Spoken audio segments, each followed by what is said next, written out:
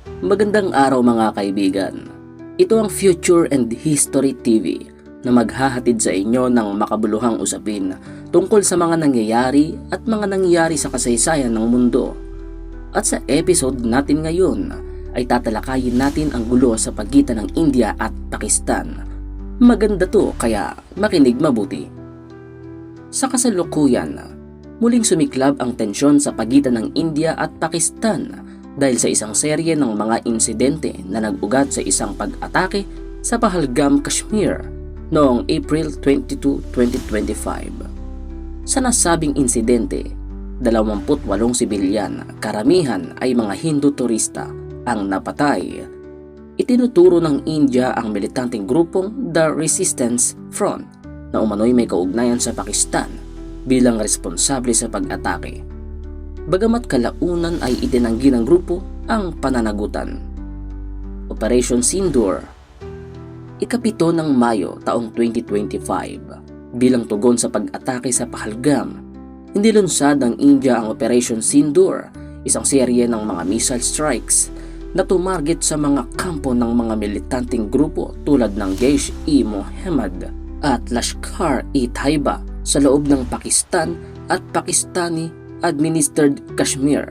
Ayon sa India, ang operasyon ay nakatuon lamang sa mga teroristang target, ngunit iginiit ng Pakistan na may mga sibilyan at relihiyosong lugar na nadamay sa mga pag-atake.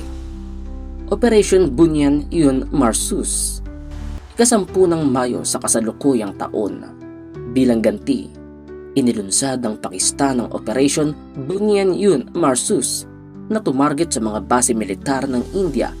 Ayon sa India, ang mga pag-atake sa Pakistan ay tumama sa mga sibilyang lugar kabilang ang mga Hindu religious sites. Ceasefire, Ika-10 ng Mayo. Matapos sa 3 araw na sagupaan, nagkasundo ang dalawang bansa sa isang tigil putukan na pinamagitan ng Estados Unidos. Gayunpaman, parehong panig ang nag-akusa ng paglabag sa kasunduan sa mga sumunod na araw. Narito ang mga naging epekto. Mga nasawi ayon sa ulat, hindi bababa sa 66 na sibilyan ang nasawi sa magkabilang panig dahil sa mga sagupaan. Epekto sa ekonomiya, ayon kay Pakistan Finance Minister Mohammed Aurangzeb, ang tensyon ay may minimal na epekto sa ekonomiya ng bansa at inaasahang makakayanan ito sa loob ng kasalukuyang budget.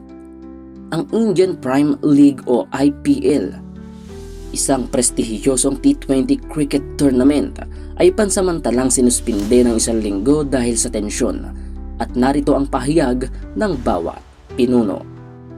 Sabi ng punong ministro Narendra Modi sa isang talumpati, binigyan diin ni PM Modi na hindi papayagan ng India ang anumang uri ng nuclear blackmail at hindi maaaring magsabay ang terror at talks.